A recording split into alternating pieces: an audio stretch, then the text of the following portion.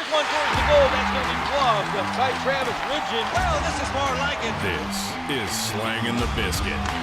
Here's Travis Ridgen and Dave Wheeler. Ladies and gentlemen, lads and ladies, welcome back inside the greatest hockey show in the entire Milky Way. My name is Travis Ridgen.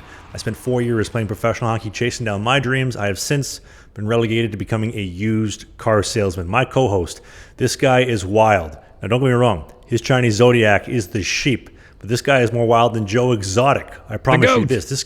This guy is the Tiger King of Canadian morning radio. Has had the belt for over 20 years.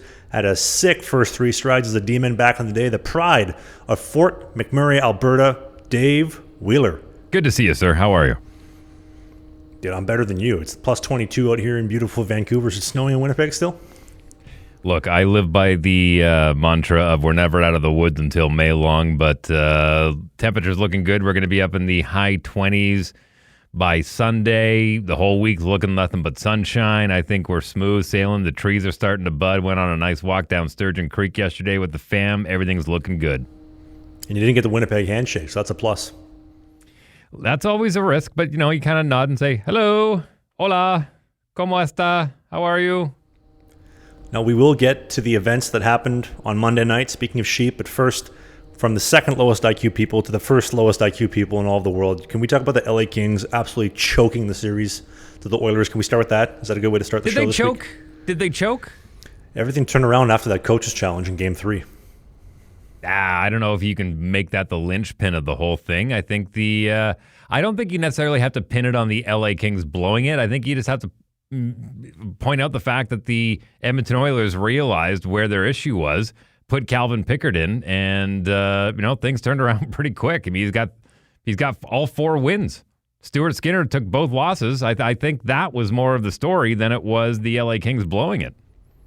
Well, and who would have thought, too, because we were sitting here on this show a week ago saying, listen, I love Calvin Pickard because he's a Winnipeg boy. You do as well. We want our Winnipeg boys to succeed.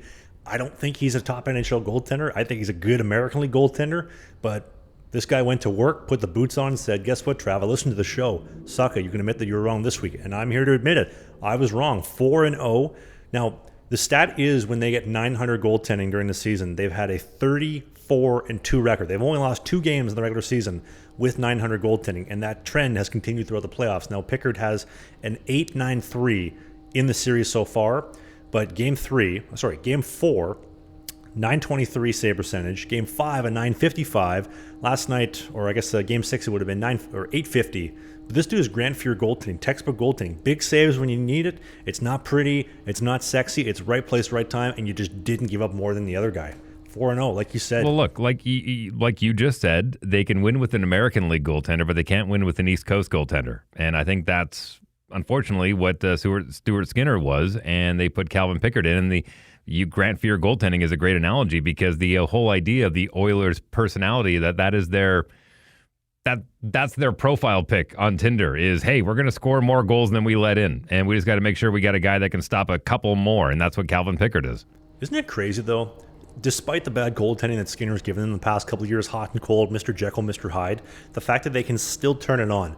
We're down 2 goals in Game 4, we come back. We're down a goal in Game 5, we come back. We're down 2 goals in Game 6, we come back. Like these guys are just so dangerous at any point in time. And now they've gotten a save. Look out, man. As long as Pickard keeps playing the way that he's been playing. Also, here's the stat for you, Dave. Do you know the last Manitoba goaltender to win a series for the Edmonton Oilers? I mean, I'm going to say Eddie Belfour, but he didn't play for the Oilers. But no, who? I think I know the answer, but go ahead. Friend of the show, Oilers legend Billy Ranford, the last Manitoba goalie to win 4 games in a series to close it out for the Oilers. First time since 1990. Aiden Hill is towards the bottom as well when it comes to save percentage, but he's got himself 4 W's. And just to give you some context about the conversations I've been having inside of my inner circles with a few of my hockey fanatic friends, I was getting called out and even being sent screenshots of, hey, time to ride Comrie for the rest of the playoffs. Look at Connor Hellebuyck's save percentage. And I said, yeah, but he's tied for wins. He's up there. He may be in the bottom half for save percentage, but he's in the top half for wins. They're like, oh, yeah, but with every other goaltender. Well, yeah, that's the idea. The idea is W's. When it comes down to it, in the playoffs, I don't care what your save percentage is. It could be a 550. Literally, if you get 10 shots and you let in 5, as long as I score 6, I'm okay with that. If you get the W, that's all I care about. And Connor Hellebuyck said that himself. He said, I don't care what my save percentage is. I care about W's. Literally, first goalie to make a save wins.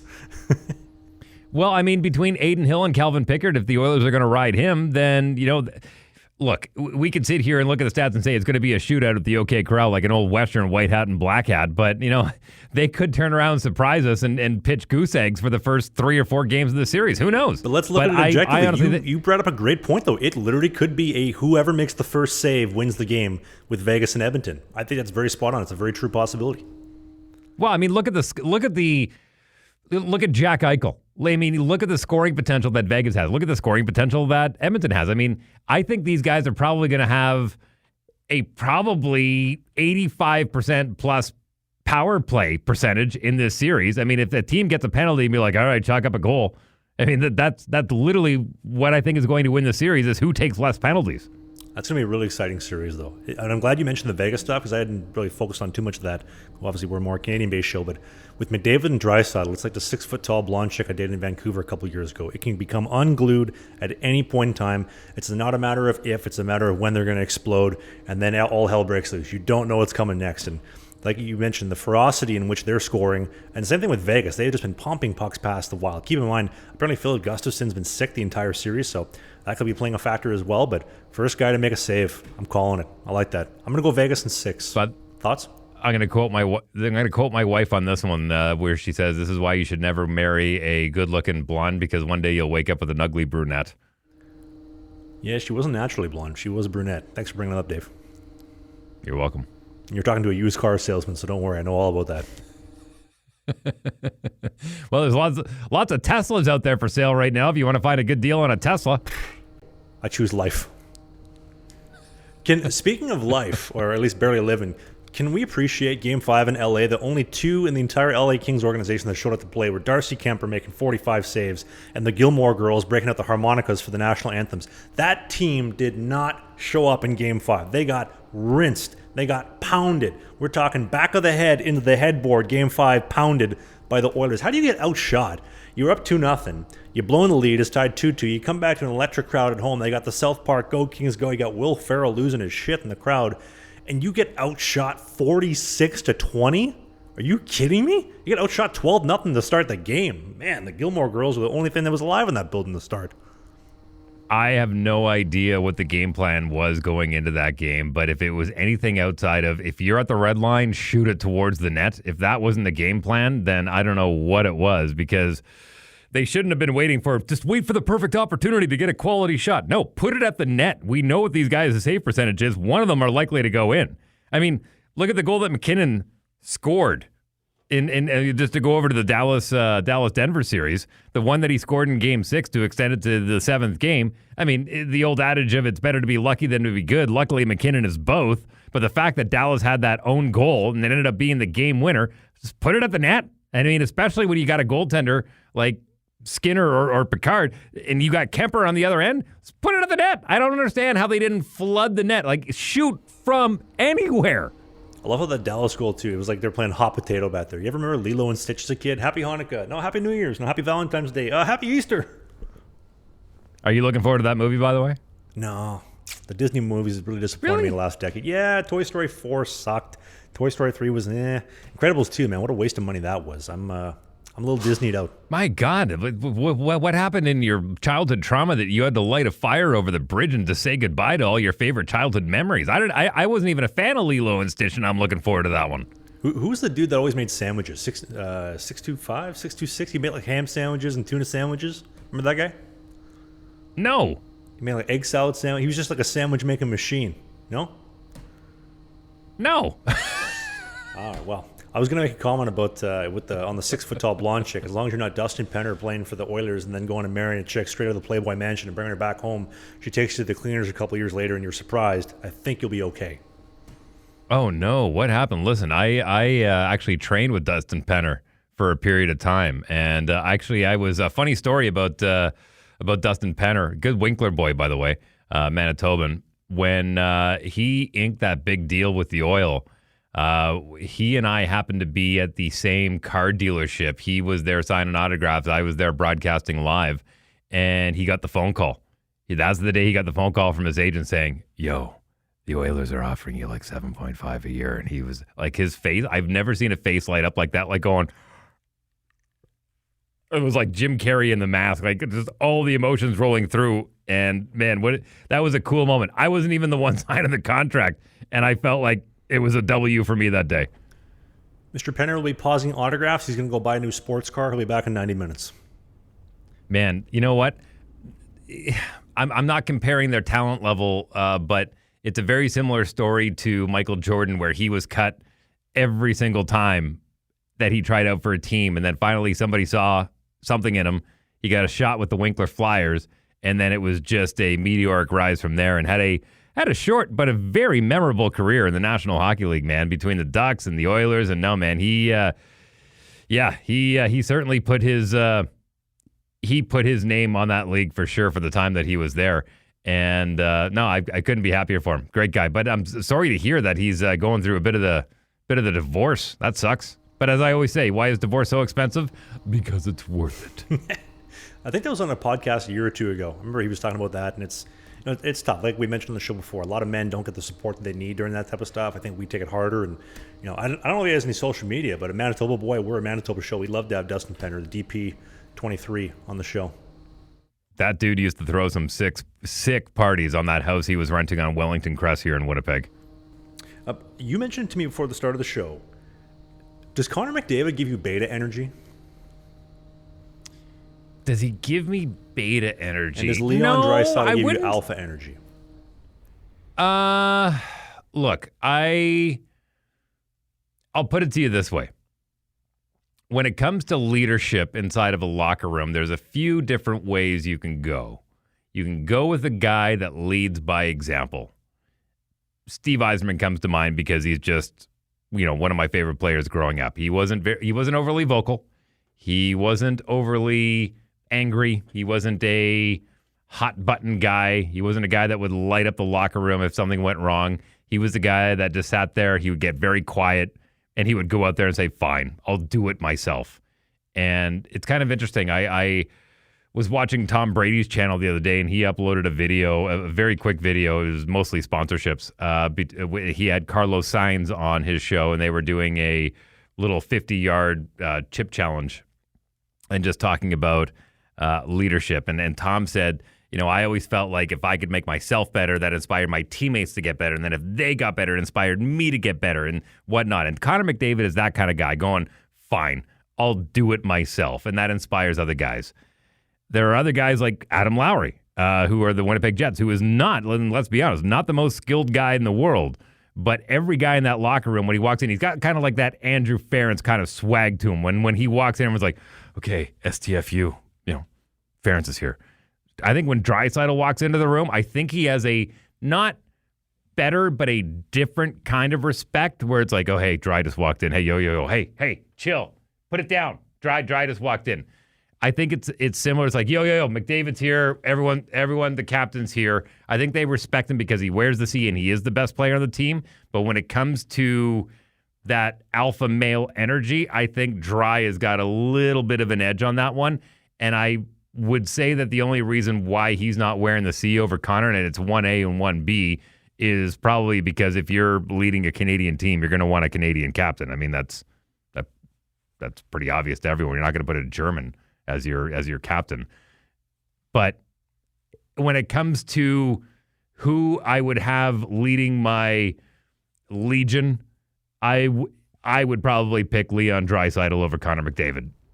If we were storming the beaches of Normandy, I want Draisaitl. I want Neon Leon leading the charge. Connor McDavid, maybe put him in the back somewhere. I don't necessarily know if I'd follow his lead as much, but I like Draisaitl. I think indication of that is in their interviews a lot, where Connor McDavid is a Canadian guy. He wants to say the right things. He's been conditioned to say the right things. He wants to make sure that are you okay? Am I okay? Is everyone okay? Are you okay with that? Do you want me to redo it? Where Draisaitl kind of walks in, just kind of sits down and goes, all right, what do you want? How much time are you taking? All right, am I good to go? Okay, bye. Where there's a little more of that chip on the shoulder. And people love Connor McDavid more because he is a little more humble, and that's the Canadian way, obviously. But when it comes to flat out, if you had to line up guys like who are you going to lead into the charge, I think you'd have more guys lining up behind Dry than you would McDavid. Well, if you compare the outburst after Game 2 in Florida last year, he comes in the locker room, he's completely emotionally unhinged. He seems like he's being caused. Like he is not causing. He's not in control of his own emotions, as opposed to he's being affected by the outside world and he's foaming at the mouth, as opposed to like you look at Leon when he's doing the interviews.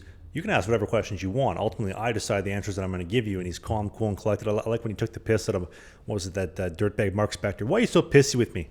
I don't know, probably because I'm answering questions from you. Just calm, cool, I'm in the driver's seat, not you. And he gives more of that dominant energy that McDavid does. And I know that freak out, we'll call it a freak out, it's good for went TV, viral. Though, but it looks like he's like not in control of himself. It almost looks like feminine when he's freaking out like that. Well, I don't know about feminine, but to me, I am not making this a blanket statement. I'm making it a very specific statement on that situation in particular. I want to make sure there's context on this when I say this. That to me, again, seemed like a guy that was basically, he lost that whole, I'm going to sit there and do it myself. And he basically came out and said, I can't do this all by myself, you guys. Jeepers Murphy, for creep's sakes, like Scheifele would say, frick yeah, guys, frick yeah. He got very emotional, and that is okay. I have no problems with guys showing their emotion in the locker room, especially if you're going to call guys out as the captain. I don't know. He didn't seem to me like he was pinpointing a specific situation. It was just an emotional burst, and it came across more as whining going, and I don't want that to be the whole idea of what I think about Connor McDavid, because I do not think he is a whiner at all. If anything, he's emotionally one of the toughest players in the league, especially what he goes through when he's on the ice.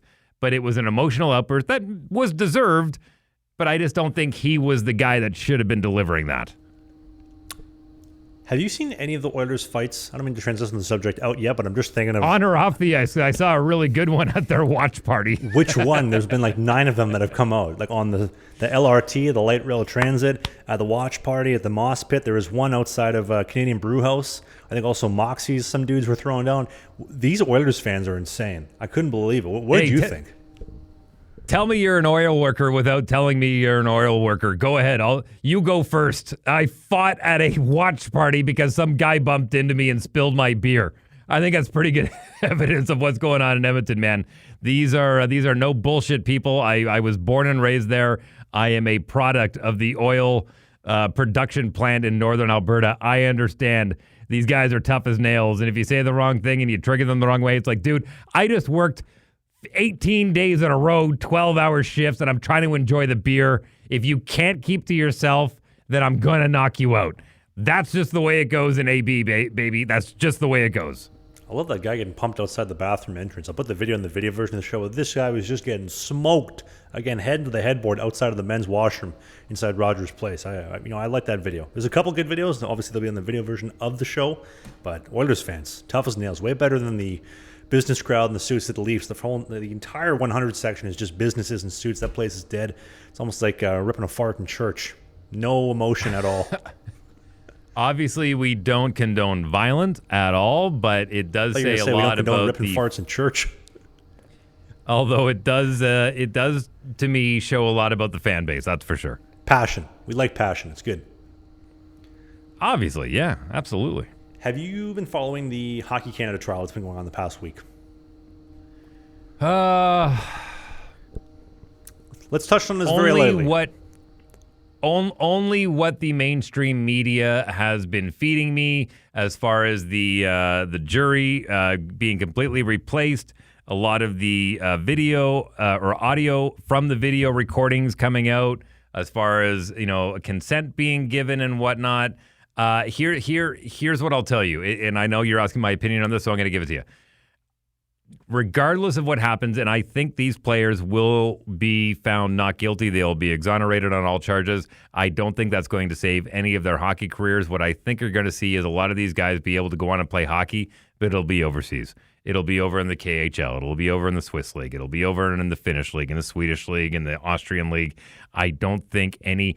It's going to be like the Trevor Bauer situation. You're going to see a lot of talented guys, unfortunately, go by the wayside because teams are not willing to put up with the baggage that comes along with that lawsuit. We talked about it earlier in the fall, and I agree with everything you're saying. The evidence is speaking truth, though. I mean, the evidence speaks 1,000 words. The fact that they had the video pre, they had the video post. Is this cool? Do you consent? Yes. Hockey Canada finds out after she went to them, and then she takes a nice little settlement. She sits on it for a couple of years. She comes back. Oh, ran out of money. I have something to complain about now. And the fact that, I mean, they replaced the entire jury because they were biased. And it's hard, like you mentioned, to decipher what is true and what is not because the mainstream media is so full of it. And they're only telling you one side of the story. But it also, keeping in mind, it's almost cool to hate hockey culture and say, well, they're guilty until they're proven innocent. And the punishment is the process. And even if you guys are found innocent, which at this point in time, I'm open to being wrong, but it would appear, based off the evidence shown, you guys are innocent. And this is a hit piece. And we can go down the rabbit hole of what instigated it. But it seems like it's almost cool to hate hockey culture and to hate these guys because they play hockey and are a part of this culture when they're just a couple guys who are really good at hockey and unfortunately have had their entire careers destroyed. Yeah, and on the other end, we've got somebody who is not going through a very good life as far as the decisions that they made, and everyone makes decisions in their life, and I have empathy on both sides of that equation. I really do. I think it's the whole thing is very unfortunate. I hope everyone's able to move past this once it's done, including the one on the other side. It's unfortunate. It's ugly for hockey. It's just another black mark on professional sports in general, to be honest with you. But I find it interesting that the mainstream media is the ones that are covering this because they feel like, oh, look, we'll mention this and we covered hockey. Meanwhile, hockey just wants to kind of be like, let's move on. This has nothing to do with our game. This is completely adjacent to everything that we talk about. Let's move on. But I kind of feel like they get dragged into it sometimes going, the CBCs and the CSNBCs, NSNBCs and whatnot are mentioning it, so we have to. And I think they get dragged into it, unfortunately. And it paints a bad picture for young adults who are coming into the league.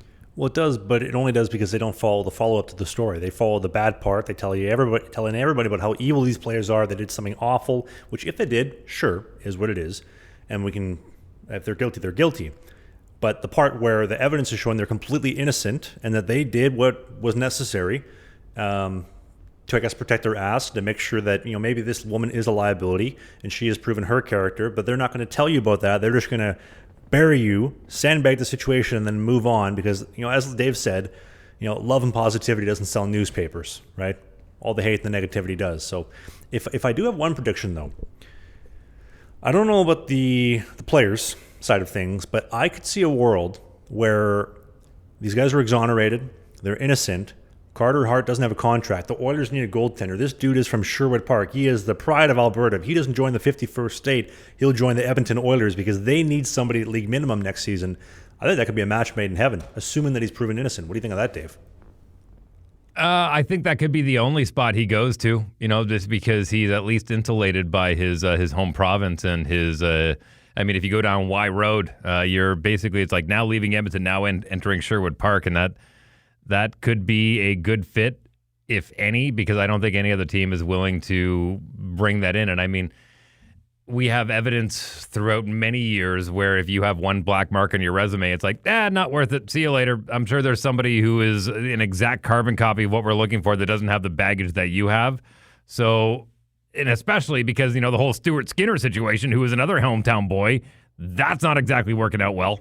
Well, if you look at their history the past couple of years, Corey Perry had whatever happened in Chicago. Nobody wanted to touch him. The Oilers said, that's a great piece. We need that guy in our locker room. We'll bring him in. Backlash is what it is. Evander Kane, whatever has come out of the media from his time in San Jose and whatnot, and the gamblings and the debt being owed, this guy's a great player and he can put pucks in the net.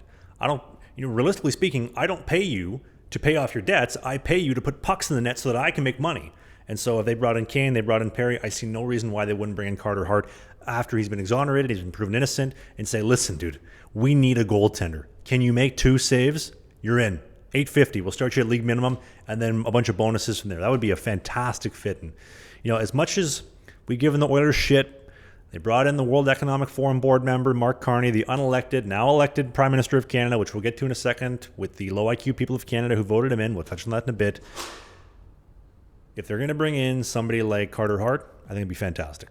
Well, if the Oilers are going to make a habit of signing these guys who are kind of on the fringe of morality and have had some bumps in the road, then you might as well call them the Edmonton Spoilers at this point. And look, I am not at all against second chances. I'm really not. And Evander Kane, all those aforementioned guys have absolutely proved that they can be worthy and they can find a spot on that team.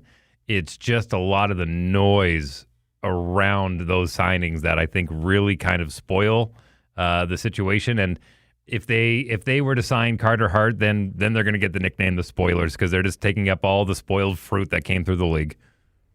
And they got to win. And they got to win. If they're going to sign these guys, they got to win. But you know what happens with spoiled fruit? Turns into wine. And sugar. Or apple cider. Which is very sweet.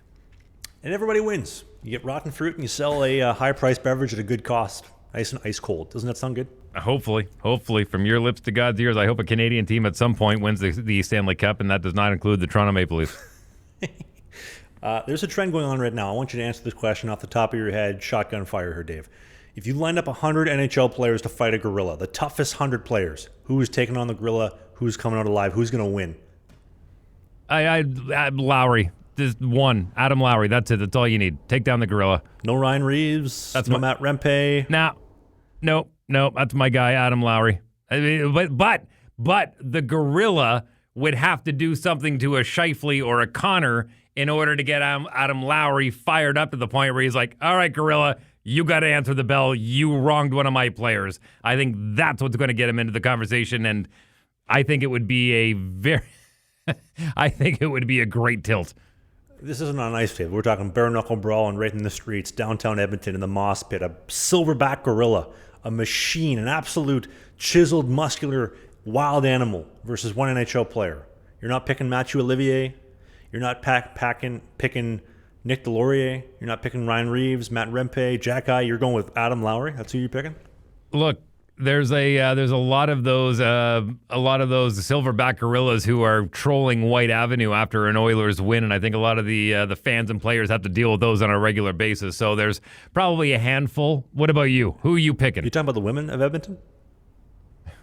No. All the NDP voting women in Edmonton? That's the gorillas you're referring to? What? I don't even know who you are. Do you mean that if they had voted Conservative and not NDP, we wouldn't be going into 4 more years of poverty? Is that what you're saying, Dave? Now you're putting words in my mouth. Look, no, I'm just happy that I'm just happy that Pierre Pollievre is probably going to win a seat in the southern Alberta region. I made the joke a month ago. If I'm going to call myself unbiased, not like the fake mainstream news, I have to say it. David, what is the difference between Pierre Pollievre and my toilet? Enlighten me. My toilet has a seat. I don't know why Pollievre didn't go after that seat in Burnaby. Did the Conservatives win that one, or the Liberals win that one that Jagmeet had? I think the Libs got it. Jagmeet, good riddance. Thank you. You are part of the low IQ people in this country that I am ashamed of, but we'll touch on that later on. Don't you worry. Hey, don't forget, every time that money comes off of your check, however you get it, part of that is going towards Jagmeet Singh.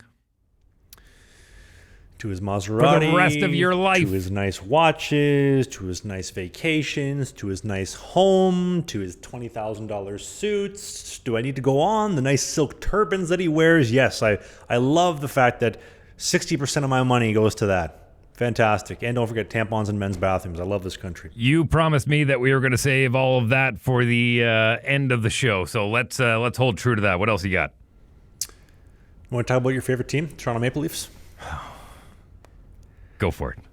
I don't want to talk about what you think I want to talk about. I mean, we will get to that in a moment, but I want to talk to you about something that has really been bothering me, and it's Matthew Knies.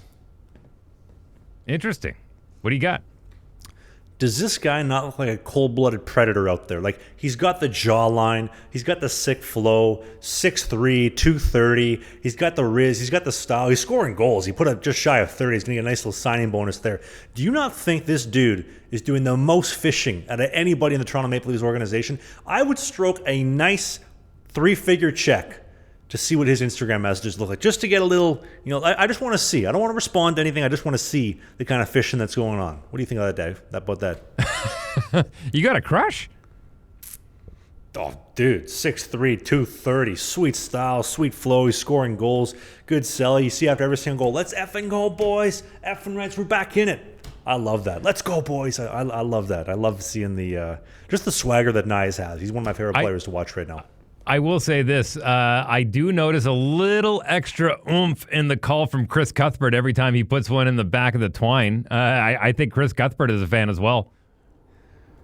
Here's a more important question. Do you think Matthew Knies does the fishing, or do you think he lets the fish come to him? I think that if you're playing in the NHL, you don't necessarily have to be the shy boy in the corner of the room. Hopefully walking up to a girl going, hi. I think you are probably inundated with options. How about that? But to play devil's avocado, would that not be a liability when you're Matthew Knies, you're playing for the Toronto Maple Leafs in the playoffs, you got cash, you got status, you're a good-looking dude, you got great style, you got to be careful. All those chicks that are coming in the DMs, maybe let's say 10% of them are nuts, 90% of them are great women, let's just say. How do you navigate that? You're not willing to take the risk on a 10% liability. Maybe you're in the Hockey Canada situation. Rinse that out in the future. What do you think of that? How would you navigate that? I will quote James Hetfield, who I know you love. Yeah, fuel, fire, yeah.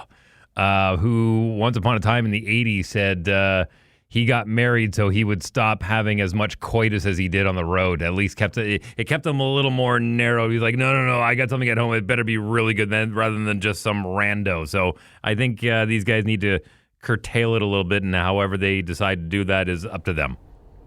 Well, he just got divorced too, I think. Oh, boy. So he's going through the stages of grief. Got it. I understand. Pride of Vail, Colorado, I think is where he calls home of the Vail Yeti. Beautiful area. You've been there before. You've played a couple games there.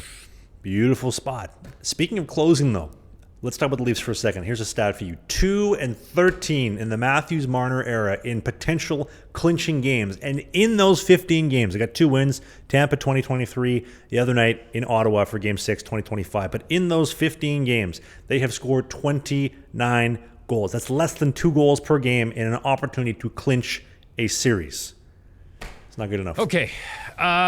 Look, I know the clips have been going rampant online on all of the social media platforms and whatnot, because every time the Toronto Maple Leafs are mentioned, the Toronto Sports Network, and I'm including all of them on this one, including Dingle and the whole crew, they ask the question. They try to play humble, like, so does this win vindicate the Toronto Maple Leafs? Is the jinx over? Or have we finally done it? Look, you beat the Ottawa Senators. I mean, good for you in the grand scheme of things, but let's be honest. You beat the Ottawa Senators. Travis Ridgen and I could probably put together a team of guys that could go out and beat the Ottawa Senators if Brady Tkachuk was injured. So, in the grand... Should you have won that series? Yeah, you did. Good for you. Let's see what you do against the defending champs. If you beat the defending champs in round 2, then we can have the conversation if you're a real contender. But until then, you're still a non-factor in the playoffs to me, and you always will be. I'm sorry. I'm sorry, but not sorry, to quote a very famous pop star. But you just haven't done enough. And I'll be honest with you, as much as you won the series 4-2, you barely did that against the 7th seed. Well, and to be fair, if Linus Ullmark didn't choke again in Game 6, we're probably going to Game 7 for Saturday night. Man.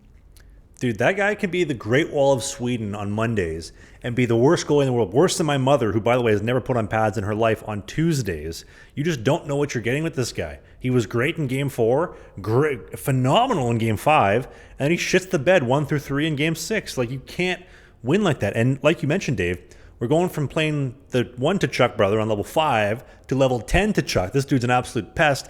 And then the Leaf Slayer and Brad Marchand. This dude's an absolute rat. I'm looking forward to seeing this playoff series. And then on top of that, Stolarz is fantastic. He was Bob's backup the past couple of years. But you're going up against from the Great Wall of Sweden, who can also, on Tuesdays, pretend like he's my mom in net, to the most clutch goaltender the past 3 years. There's nobody been better when it mattered most than Sergei Bobrovsky. So let's see what you guys are made of. I don't think they're going to get it done, but...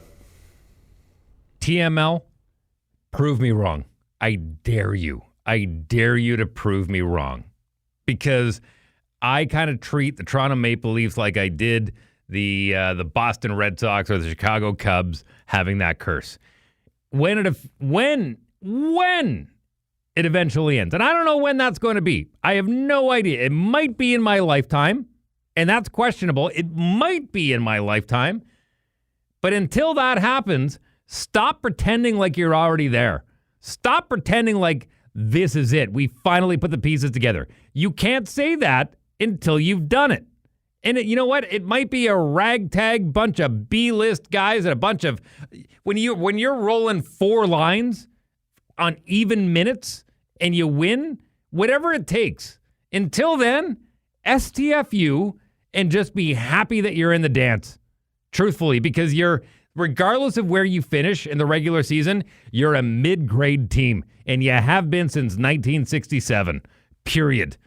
So stop it. And the fans are terrible, and the city's a dump. Well, I don't mind Toronto. I don't mind going for a visit. Worst airport in Canada. The people have no IQ. I mean, they're the reason we're in the mess we're in Canada, but we can save that for later on the show. No, actually, that's not... yes, thank you. We're saving that towards the end. But just for the record, a lot of the GTA went blue, just so you know. Not the ones that matter the most. But speaking of fighting, we missed this last week. We recorded the night of the show that this happened, but that Wilson-Anderson fight in the bench, the fact that the NHL went and said, we're going to fine you because we don't want that in the game. You need more of that. That's exactly what you need. You need more bench fights. You need Carberry getting out of the way. You need the refs in the bench backing up because somebody opened the door. Oops, I guess we're going to have a bench fight now. You need more of that. That's what the game is dying for. Personality. Something entertaining for TV. But the NHL has a bit of a personality problem. They want the eyeballs. They want the excitement. They want all the things that make hockey great. But they want you to come in from come see us for the skill. Yeah, there's some fighting here, but come for the skill. You got to look at the other way around. Come for the chaos. And these guys are super skilled, and you'll realize that. But come for the spectacle. And they're ignoring that. The same way as they stop the goalie fighting. Bring them in for the spectacle. Look, if you talk to any business owner, especially in the restaurant industry, in the hospitality industry, 90% of them are willing to give up $100 just to get you in the door. Because if your product is that good, then they know you will be back. So the NHL is at a point right now where there's this unwritten rule when it comes to the playoffs of, hey, well, we kind of lay back and, there's less penalties and we let them really grind it out. But whoa, don't grind it out too hard, guys. We're not a circus. No, bring them in. Whatever's going to fill the seats and then make them stay for the skill. Bring them in for the chaos, stay for the skill. Reminds me a lot of dating women in Vancouver. I want a man who's 6'5", in good shape and funny and can cook and charismatic and looks like Travis Ridgen and is sexy and humble too. But when he starts laying the law down saying what I can or can't do, that's not okay. Sorry, you got to pick one or the other. I don't know if I quite follow your logic on that one, but I see where you're trying to go. So yes. I'm glad we can get somewhere with this, Dave. Before we get to the voicemails, and as always, if you have something to say, you disagree with a take, you love a take, you love Dave's hat, you love my 3-inch inseam, and I'm going to start rocking a 2-inch next week if a single one of you complain. We have a voicemail line. You call it. There's a link in the Instagram bio, the TikTok bio, the YouTube video description. You click that link. You don't need a cell phone. There's no phone number. You call at any point in time. You give us 90 seconds. Your best fire, spit some game, and your voice will be on our show every single Sunday. We got to talk about the Winnipeg Jets. And our hang boy on. If you're going to mention my hat, I got to point this one out. This is a beautiful hat from Iris that I've had for about 20 years. I know it's a little dirty right now. It's got to go through the dishwasher. But this is actually made out of seatbelt material. This didn't actually go into production. I found this at at the No Show, who ran by Perry Pugh, one of my good friends from Fort Mac. Iris is out in actually your area in the West Coast. Iris said they do glasses, they do hats, but this thing has held up like impressively well. 20-year-old hat, 20-year plus actually, longer than that, and it's still holding up. A little dirty, but still a good lid. Used to wear that when your radio show was on TV? I don't know. Yeah, it probably made the rotation a couple times. Yeah. Seen some mileage there. Dude, this thing has been through absolutely. This is my 50 mission cap. If Gord Downey's going to say, I need a 50 mission cap, I would hand him this one. He'd go, yep, that's the one. And he's probably rolling in the grave right now with the state of Canada. Anyway, we're going to move on. We're going to talk about the Winnipeg Jets story. I didn't mean to mention that again. Our boy Connor Hellebuyck. This dude could literally not even save a PDF on Windows XP the past games 3 through God knows what it is. This dude was rocking Bowen 747 numbers. A 740 save percentage in St. Louis. That's not good enough. And his save percentage in the entire series. I mean, how do you have a chance to close out a series and to move on to the second round with an 817 save percentage? That's almost worse than Skinner and Ullmark. It's been tough. I did enjoy when the Blues fans were yelling once they pulled him in Game 3 and Game 4, 5 goals and 18 shots in Game 4, and they were chanting, "We want Connor. We want Connor. We don't want Comrie. We want Connor. We want him in net, please." I'm going to, this could be a little lofty, but I'm going to throw it out here anyways because I'm shooting from the hip. But I'm going to throw back to my generation, a guy by the name of Dino Ciccarelli who played with the Detroit Red Wings. And this guy was just one of those guys that, probably played 10, 11 minutes in the regular season. He was a third liner. He was a shutdown guy in the third period. But you kept him on your roster because you knew that when the playoffs came around, he was going to be your guy that put in 25, 26, 27 minutes, 35 if you needed him to, if you went to overtime. He was the guy that was going to be in the weeds, in the paint, getting you the points, getting you the fight. Whatever you needed, he was your guy. But you had to put up with 82 games of in order to have him pay off for the playoffs. I think Connor Hellebuyck is the guy that's going to get you seated in the right spot in the playoffs. He's going to get you home ice advantage. He's going to get all the eyes on your team. He's going to be the guy that leads you into the postseason. Once he gets you there, he's going to be that horse that goes, okay, guys, ease up on one or two of the rungs on the saddle underneath my belly here. I need you guys to step up. I got you here, but help me out a little bit on the other end of the ice. I will stand in there. I will 100% stand in there because I am an intimidation factor at this point, but I'm not going to be the same guy that you rode for 56 games in the regular season. So help a guy out a little bit, and I think that's where he's at right now. You got to pretend that Eric Comrie's in net. You got to pretend he's in there. You can't be like, all right, Helly's back there. We're good. It's all good. Oh, fine. 4-on-1, no problem. No. Now's the time where you show Connor Hellebuyck the respect and the thank you for getting you the top seed in the entire league, home ice advantage through the entire playoffs. Now's the time where you go, thanks for getting us here. We got it from here. I see where you're going, but I don't know if I necessarily agree with that because if a team's going to win the Stanley Cup, they need their goaltender to make timely saves and to win them games. If you look at the course over the last 20 years, their goaltender has done that. Yes, you need him to win you games. And guess what? Connor Hellebuyck has got as many wins as any other goaltender who's leading the league right now in the playoffs, okay? So I could give a shit about his and he said it himself. I don't care about my save percentage. I don't care about my goals against average. I care about wins because it takes 16 to get to the cup. Of course, wins matter. Stuart Skinner had 14 wins last playoffs. Still not good enough. And if the guy's throwing up an 817 save percentage like he has in the St. Louis series. 14 is not 16. 16 wins you the cup, not 14. Yeah, but he was second in the playoffs last year in wins. He had the second most wins. Is that not good enough for you? It's not good enough for a cup.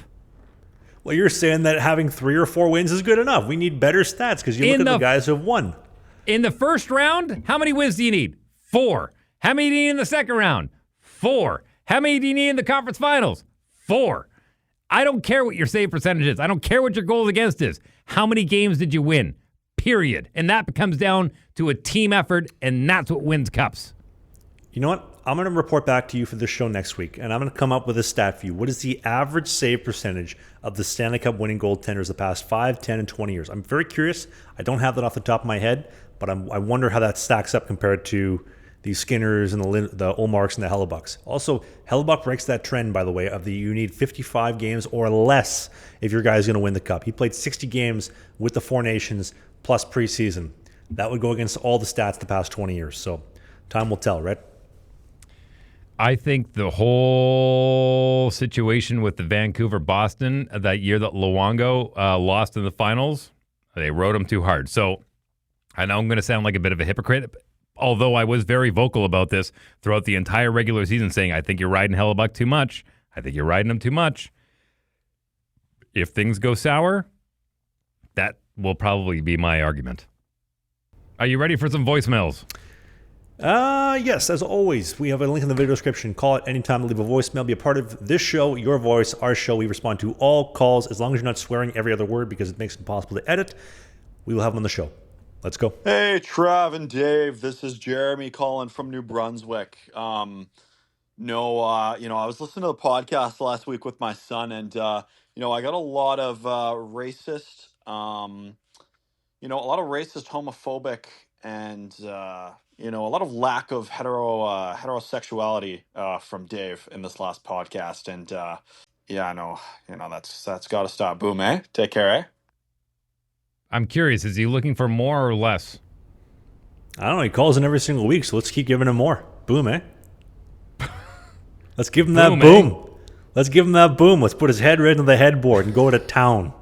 Hey, Trav, it's Sam calling from Vancouver. Great take on the P-dub, as always, big guy. But you would not have over an 870 in that league. You can't look into the camera and say you would have over an 870 in that league. And Dave could not say it without laughing. So take care, boss. Sounds like that one was towards you. If I played in the PWHL, I'd be the toughest guy in the league. I'd be the toughest. Would I be a she or would I be a he or would I be a they them? What would I be? You would be Travis Ridgen. I would be Travis Ridgen. I'm about to take a giant she-it all over this entire league. 920 save percentage. Put it in the books. Walter Cup playoffs about to kick off. We'll see if Minnesota can repeat as champs. I'm curious to see. Next call. Hey, Trav, this is Deeks. We did some sessions with Nolan Kursiba. I played at VIU for a bit on Vancouver Island there in Nanaimo. And I work at the hockey shop in Nanaimo there. And I played some junior hockey and I love the pod. Keep it up. Keep it up, guys. Okay, I'm looking at elite prospects here. This guy did not play for VIU at all. His career got cut short in the VIJHL Junior B, which is still good hockey. Nanaimo Buccaneers, Kerry Park Islanders, but I see no Vancouver Island University here. But thanks for doing the people's work, man. Working on a hockey shop is difficult with crazy parents you deal with there on a daily basis, I'm sure. So tip the hat to you, my friend. Thanks for the call. How much do they charge them for a roll of sock tape these days? By $625? $624? Jeepers, Murphy. Ain't cheap, dude. Next call. Hey, Travis. Hey, Dave. Weekly listener here. Hello. Keep up the good work. One thing that really fucking pisses me off about you, Travis, is you just sometimes talk out your fucking arse. This whole pet grave of going in and out of prison and you're all confused. No, you're not, bro. Because you was even confused about trying to figure out what the even happened with Dave just a minute ago. So you then saying you're a bit confused about going in and out of prison. It's the exact same shit as if it was in America. People wait years to go on trial. So what the are you talking about? Leave the feminist shit out of it. Leave the government shit out of it. And just talk hockey and facts, bro. Because you sometimes just talk out your fucking arse end. Have a good day. You have a great day, teammate. I thought he loved the show, he said. He started off with he loved the show. Doesn't sound like Yeah, he does. That's okay. Just because he loves the show doesn't mean he can't be critical. I'm curious to know.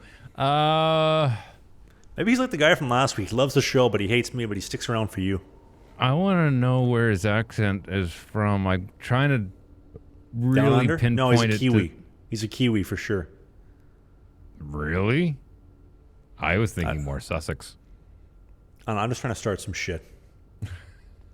Can you tell? Yeah, I can. Here's another one.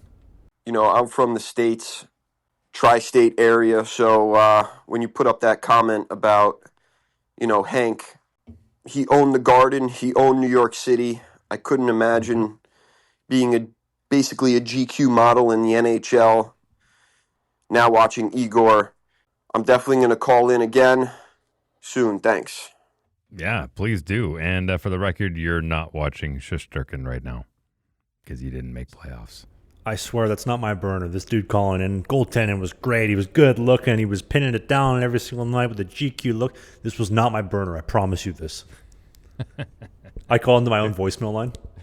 Could you imagine? It wouldn't be the first time that's happened. But as a Kings fan, all I want is to beat the Oilers, and I don't care what happens after that. We got to slay the dragon, and that's about it. Ooh. Y'all keep charging. And I know I'm going to sound like a broken record. You're not rolling 4 lines. Neither are the Oilers, but if you can, that may slay the dragon that you talked about. I get it. He's a friend of the show, and he's going to be on our summer interview series coming up in July. I love what Billy Ranford and the Kings did with Kemper's game. He was so busy and just so like all over the place. I think that's why he wasn't very successful in Washington and why he was just good enough to get them over the hump in Colorado to win the mug. But what Billy Ranford and the Kings have done with Kemper's game, but just simplifying things, getting them play back, play a little bit deeper, just rely on his size. He's a 6'6", good looking dude. It's honestly a real treat to watch. And that glove save that he made, I think on Nugent Hopkins, or was it on Nurse in Game 5, fantastic. And he deserved better. That team hung out to dry, but also, like I said, man, McDavid and Draisaitl, those two dudes like that blonde chick I dated in Vancouver, unglued at any time, head into the headboards. We're fighting, we're making things up. It's all good, it's unstable, and that's okay. Hey guys, it's Coach Pete out in the Twin Cities area calling you back. I mentioned the bungee cord stuff out in Liga. Just quick on that, they want every single one of their players to be performing at their top. They don't give a shit about making things easier for anybody else. They want everybody at their top performance. That's why they banned those bungee ties after they did that study on them. Second thing, I saw the podcast talking about that save of Binnington. Was his glove in the net or not?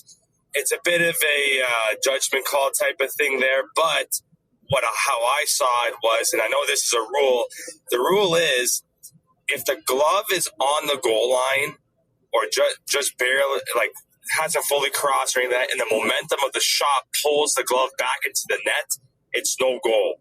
And I'm pretty sure the puck hits like the thumb of his glove and pushes it back a little bit, and that's why it looked like it went in. Okay, I'm going to call you out right there. It's going to make it look like the puck's in the net, but it's not. If it looks like the puck is in the net, the puck is probably in the net. If I could, let me just add real quick. I think that we're overcomplicating it. Is it a goal? Is it a save? Should we review it? Is it a penalty? It's a wazi, it's a woozy, it's a wazi, it's a foozy. I don't know. It's a fugazi. I think if it's going to be a highlight reel clip, goal, save, whatever, let it be. We want that. We want Sports Center, the fake news media. We want people talking about it on Instagram. Taking away that save, that doesn't do anybody any good. What? A goal line goal where Perfetti was left open, wide open, untouched the center. Let Penner make the save. Put it on TSN. Put it on the fake news, right? I think that's good for the game. Yeah, I agree. Okay. Hey, Trav, this is Marty calling. Please, God, stop referring to women as breeders. That is so gross. You are a fat pig. You are a fat pig with a small cock. You stop calling women breeders. Dave, you need to punch them in the face. You. Did you catch that last one? Just want to make sure you caught that last one. I missed the last 4. My audio cut out. Okay. Well, I won't repeat it. Hey, Trav. Hey, Dave. My name's Andrew. I'm from Montreal. I'm a big fan of the show. Salut. Found it interesting the other week you guys were talking about bringing a team back to Quebec City. You know, I haven't heard many people outside of Quebec advocating for a team to come back here.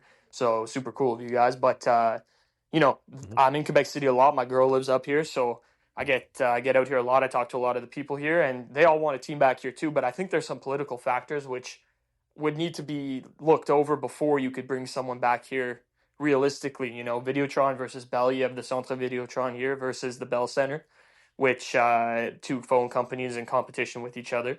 Then you have the owner of Videotron, who is an outspoken separatist. So I'm not sure the NHL would be interested in giving a team to someone who advocates for a free province or free country of Quebec.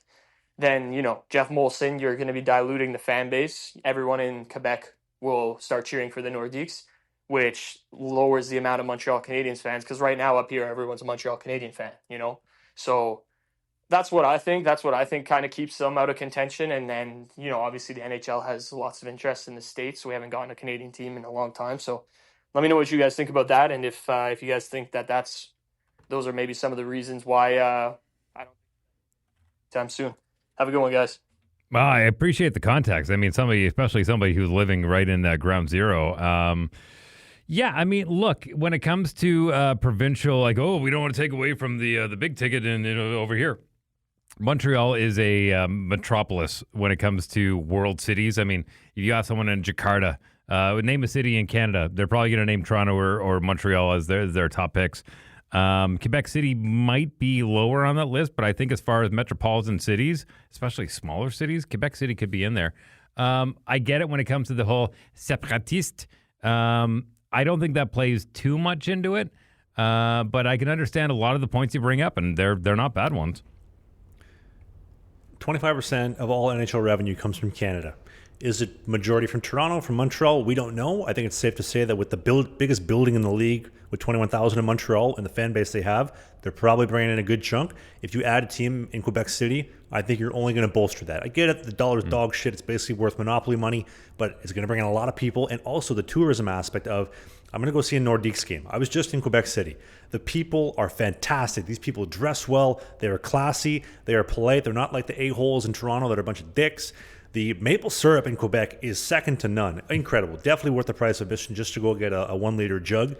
The Chateau Frontenac, which I'm sure where all the teams would stay, they would absolutely love it. The St. Lawrence River, the food, the poutine. There's a chicken shack and a poutineery just outside the Chateau Frontenac is awesome. And that building, Videotron Center. Why would you not want a team in Quebec City? And most importantly, if you're a team coming to Canada and you're tired of all the third world immigrants they're dumping in, all 4 million of them in Toronto, Montreal, there's none in Quebec City because there's 2 trains a day that run. The flights are so expensive, they can't get there. It is Canada the way it should be. Quebec City, I salute my hat to you. You deserve an NHL team. You should move the Edmonton Oilers over there because what they've done the past couple weeks, couple months, they do not deserve a team. Moving on. Thanks for the call. Colin sooner, as I said. Wish I could really get out to Winnipeg. The whiteout looks so amazing in that city. What's the longest you've ever held a shutout thinking you're going to get it, and then all of a sudden they tie it up in the end? Again, keep up the great work, boys. I love the show, and I always look forward to hearing the next episode. I don't know. I feel like as I've gotten older, the mindset changes from like when you're having a shutout, I need to get a shutout, to the shutout doesn't even matter. My job is to make sure that we are winning and we need another save, one save at a time, one shot at a time. So, I mean, there's been a couple times when I was playing junior. I remember losing a shutout one time with like 30 seconds left. Oh, dude, it doesn't really matter. The winning is the fun part aspect of it, but a lot of teams judge based only on stats. And if the save percentage ain't there, obviously it's going to take a load of a dip. That sucks, but I also threw up a .920 save percentage. My last year junior threw up a .935 in the playoffs. Thanks for coming, for those that don't remember. Yeah, that's my answer. How about you, Dave? You ever had a shutout before? I had a shutout once upon a time playing ball hockey as a goaltender. I thought you were going to say at the Palomino Club. Well, I've been shut out a lot in that aspect, yeah.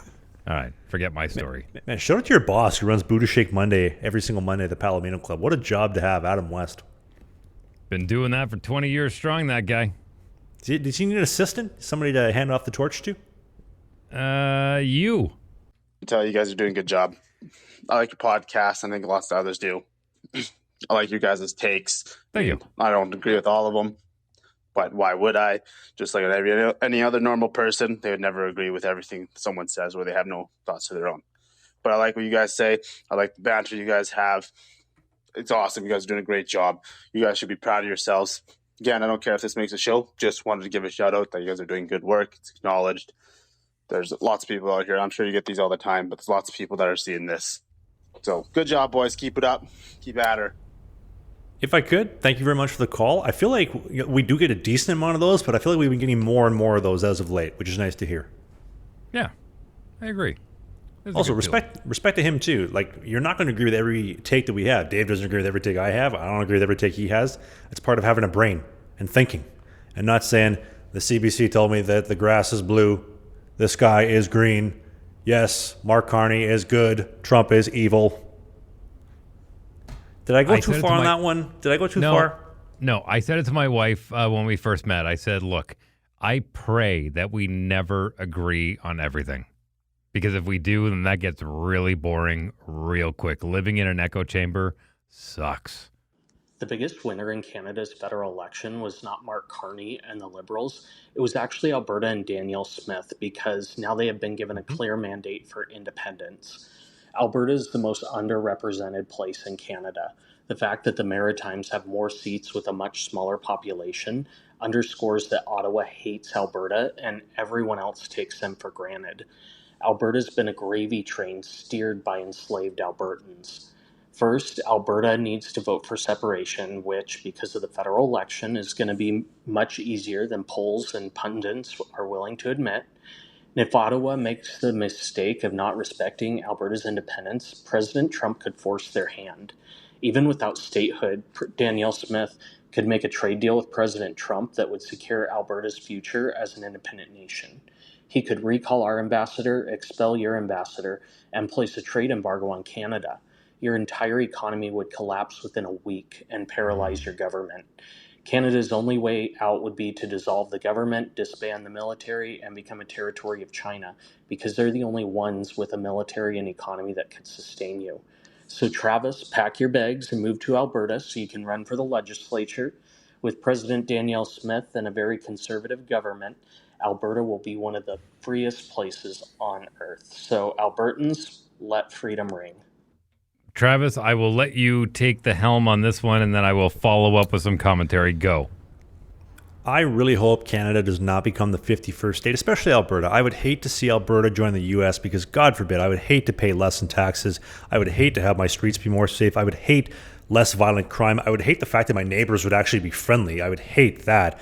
And most importantly, I would hate the fact that we're not importing over 5 million unchecked third world immigrants that do not share our beliefs, share our values, share our culture over the next 4 years. I would hate all of that. And for those reasons, I really hope that Canada, and Alberta specifically, does not join the U.S. I would also hate the fact that I wouldn't be exposed to knife crime anymore. I'd really, really be upset about that. I think Danielle Smith just got handed a pair of suited connectors at the Texas Hold'em poker table. I appreciate the fact that she is... Are we full on politics here? I just want to make sure. Are there any more voicemails? No, that's the last one. Go off. Let's go. Okay. Let's finish the show like this. So Danielle Smith has basically put herself in a situation where she's like, hey, I'm a representative of the people. If you guys vote this way, Danielle Smith came out and said, I think we should be part of a Dominion. I think we should be part of Canada, but I represent the people, which is a smart political move. If y'all vote, I will represent what you want. And at last check, they had about 220,000 votes. So Signatures. Thank you. Well, essentially, I signed it, by the way. I did sign it. Did you sign it? Well, are you able to sign it? I don't think you're allowed to sign it, are you? I don't care. If Alberta joins the U.S., I'll sign the first lease. There will not be a single soul or third world immigrant that will beat me to sign that lease in Alberta the second they join the U.S. or split from this country. I'm going to give you a hot take here, Travis Origin. Are you ready? I'd love a hot take from you, David Wheeler. Okay, these are going to be broad strokes, so don't take this fully as a mandate or a full belief. But I think Canada got hoodwinked a little bit with a fresh new shiny car without looking under the hood when it comes to Mark Carney. Here's a guy that was parachuted in. As far as the Liberal voters, I'm speaking to you directly. As much as you hate President Donald Trump, you basically voted in President Donald Trump into Canada.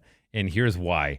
You voted in a guy who is a rich, like stupid rich, like extremely rich, has played the financial game for decades the same way that Trump has. This guy has been in the financial sector for longer than probably you've been alive.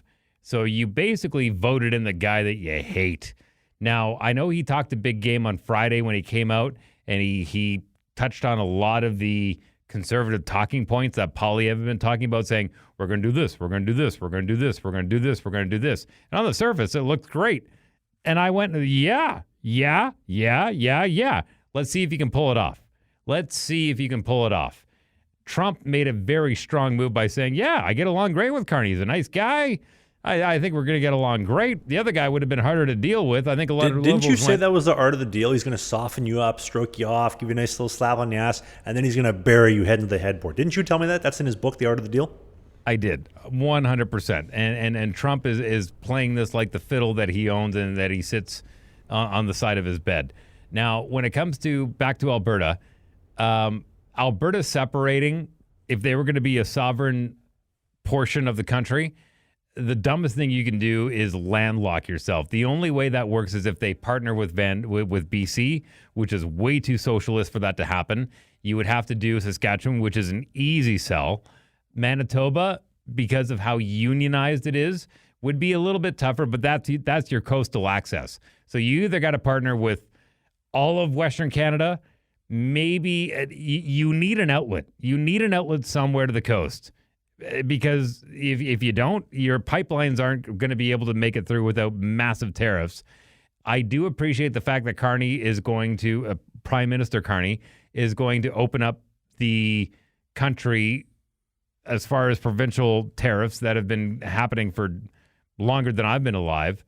I think there are some good things there. I'm not completely sold on the fact that Carney's going to be able to pull this off. He talks a big game. And I give him credit for talking a big game. Let's see if he can pull it off. I'm an optimist. I really, really am. I'm an optimist for the same reason that I kind of looked at Trump going, hey, the guy knows how to run a business, and that's what you need to do when you run a country. Carney knows how to run a business. Yeah, he's had a couple of L's when it comes to his resume, and those are the ones that are focused on. But truthfully, there's a reason why he's been able to parachute into this election really quickly, and they went, bring in Carney. There's a reason why, is because he's been very successful in a lot of his economic endeavors. So I'm not going to completely write him off because I'm an optimist when it comes to this country. I hope he does us good. I think it was a little soft calling the president like 2 days after he went going, let's cut a deal. And Trump exposed him for that. Let's see how it goes. I'm willing to wait it out. I'm not going to lie to you.